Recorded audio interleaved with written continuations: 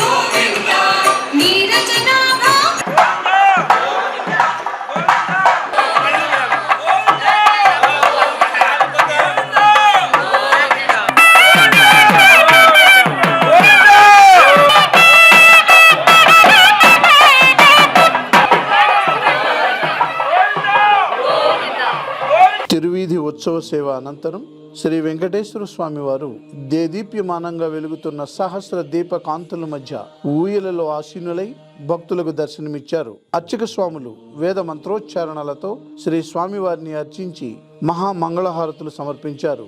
భక్తులు నయన మనోహరంగా శ్రీవారిని దర్శించి ఆనంద పరవశులైనారు.